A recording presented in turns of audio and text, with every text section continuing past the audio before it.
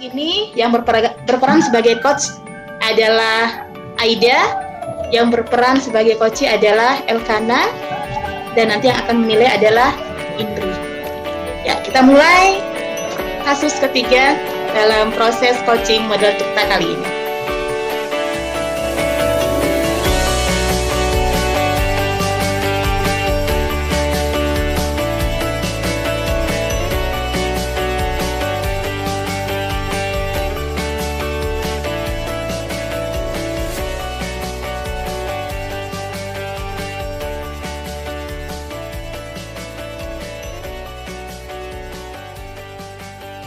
Bu Elkana. Selamat siang, Bu Aida. Ibu, kabar bagaimana hari ini? Ya, sudah lebih baik, Bu Aida. Walaupun kadang masih terbayang masalah yang kemarin. Hari ini kita ngobrol mungkin agak butuh waktu yang sedikit lama. Tapi Bu Elkana tidak apa-apa, toh? Ya, tidak, Bu. Nggak apa-apa, Bu. Silakan. Ya, baik Bu Elkana, terima kasih. Kalau saya lihat beberapa hari ini Bu Elkana macam terlihat murung, terus kurang bersemangat. Ibu kenapa, Kak? Iya, memang saya ini membutuhkan seseorang untuk membahas masalah yang saya hadapi ini, Bu Aida. Terima kasih ya, Bu Aida, sudah mau bersedia membantu saya. Oh, jadi apa nih Bu Elkana yang dapat saya bantu? Dan apa yang Ibu ingin capai dari hasil diskusi kita hari ini? Saya sih sebenarnya ingin berbagi cerita agar saya mendapatkan solusi dari masalah yang saya hadapi ini, Bu Aida. Ada lagi Bu Elkana? Iya, saya itu masih bingung. Kenapa ya saya ditegur sama kepala sekolah ya? Coba sekarang Bu Elkana ceritakan ke saya yang Bu Elkana rasakan sekarang. Saya itu merasa dan berpikir, kenapa kepala sekolah sampai bisa menegur saya? Kira-kira menurut Bu Elkana, kenapa Bu Elkana bisa ditegur? Dan apa yang membuat Bu Elkana merasa tidak nyaman dengan masalah ini? Ya, saya merasa sudah mengajar dengan sangat baik, ya, dengan menggunakan bahan-bahan alam sesuai pendukung belajar saat supervisi kemarin. Namun entah kenapa pengawas merasa saya tidak maksimal dalam mengajar. Oh, begitu maksud Ibu. Ibu sudah mengajar dengan maksimal, tapi Ibu masih ditegur. Apa seperti itu, Bu Elkana? Iya, Bu Aida. Saya sudah mengajar sesuai dengan panduan kurikulum dan sesuai dengan rencana pembelajaran yang sudah saya buat juga, serta sudah ditandatangani juga sama kepala sekolah. Saya juga sudah menggunakan bahan-bahan alam yang sudah yang mudah saya dapat ketika proses pembelajaran. Tapi tetap saja saya mendapat teguran dari kepala sekolah. Iya Ibu. Ya, baik Bu. Kalau boleh saya tanya, bisakah Ibu jelaskan bagaimana proses kejadian saat supervisi kemarin dengan pengawas, Bu? Iya, kemarin supervisinya sudah sangat baik, ya, menjelaskan kelebihan dan kekurangan saya dalam mengajar. Hanya saya yang belum mengerti kenapa supervisi tersebut tidak mau menerima ketika saya tidak menggunakan buku teks saat mengajar. Oh, begitu. Tidak menerimanya seperti apa, Bu Elkana?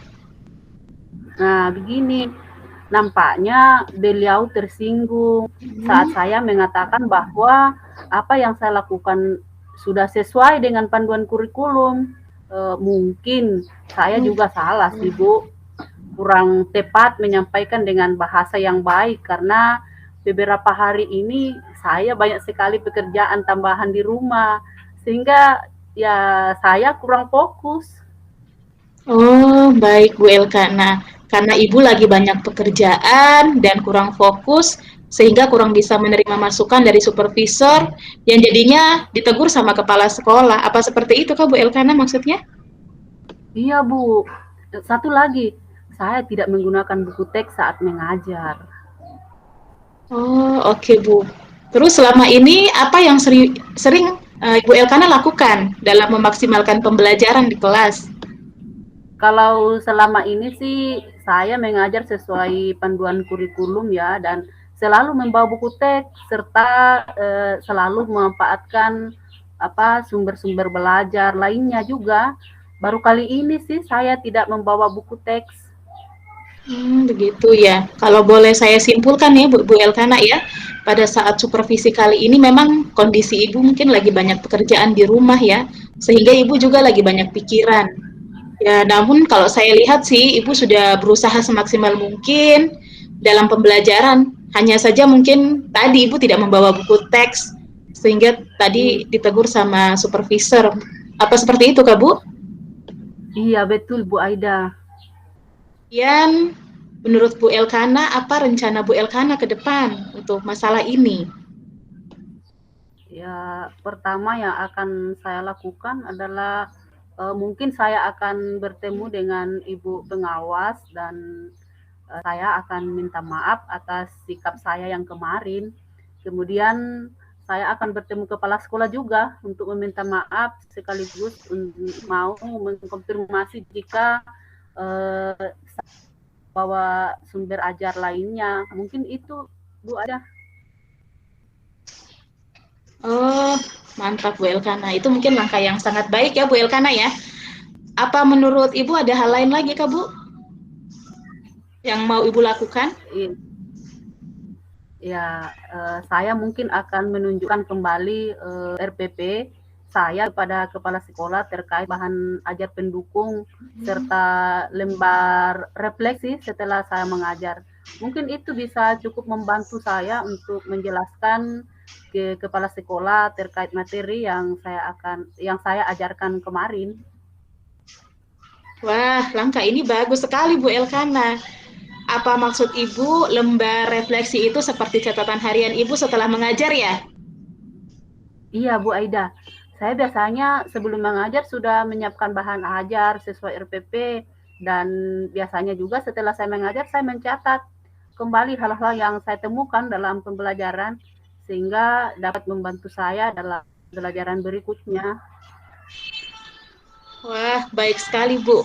Dari diskusi kita hari ini, menurut Ibu Elkana, Bu Elkana mungkin bisa menceritakan kembali ke saya langkah-langkah yang Ibu mau lakukan ke depannya. Iya Bu Aida, ya.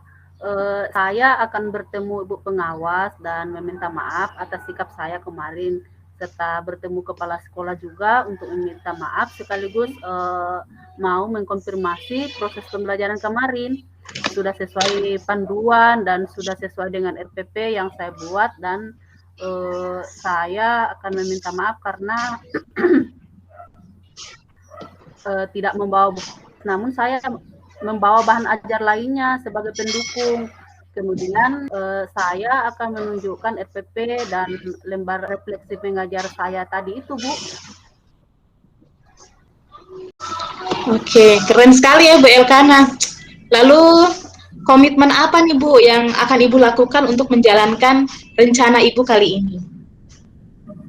Ya, setelah istirahat nanti saya mau bertemu kepala sekolah Bu Aida untuk menjelaskan semua dan akan selalu membuku teks saat mengajar. Oke, baik.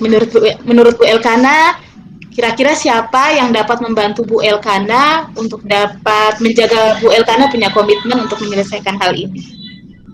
Ya, menurut saya akan membantu saya itu Bu Hijrah untuk mengingatkan saya dalam persiapan sebelum mengajar. Beliau tuh sangat teliti, Bu. Wah, keren ya Bu Elkana. Hal ini merupakan ide yang sangat baik Bu Elkana. Semoga bisa membantu Ibu menjaga komitmen. Saya yakin Bu Elkana pasti bisa. Tetap semangat ya Bu Elkana. Ya, terima kasih Bu Aida. Ya, sama-sama Bu Elkana. Selanjutnya kita akan mendengarkan lembar evaluasi, hasil evaluasi dari Bu Indri. Silakan Bu Indri.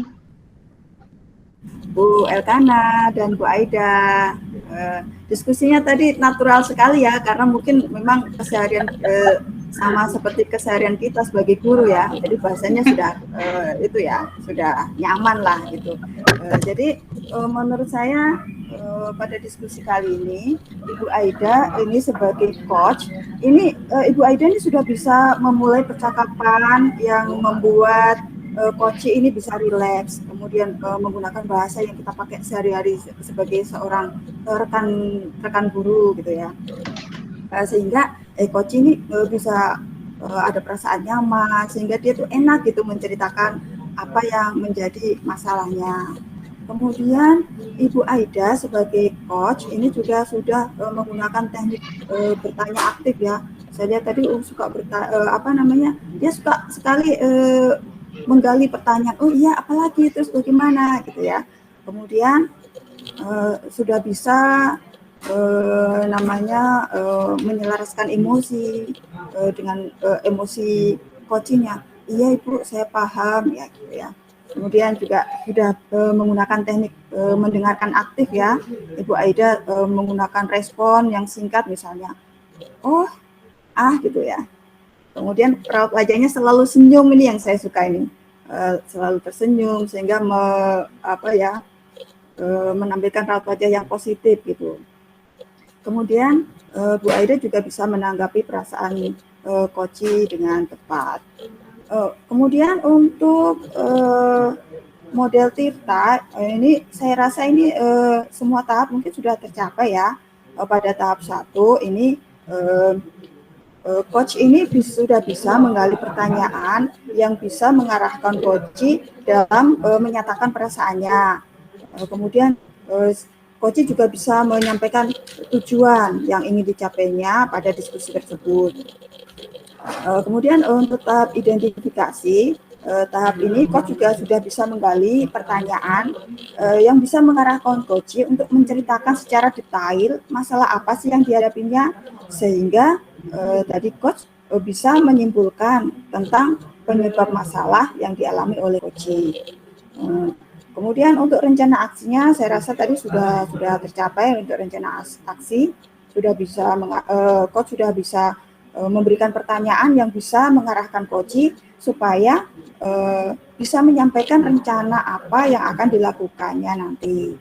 Kemudian untuk tanggung jawabnya, coach juga sudah bisa mengarahkan bagaimana sih supaya coach ini bisa membangun komitmen dalam melakukan rencana aksi sehingga permasalahan dapat diselesaikan dengan menggunakan kemampuan atau potensi yang dimiliki oleh coach tersebut.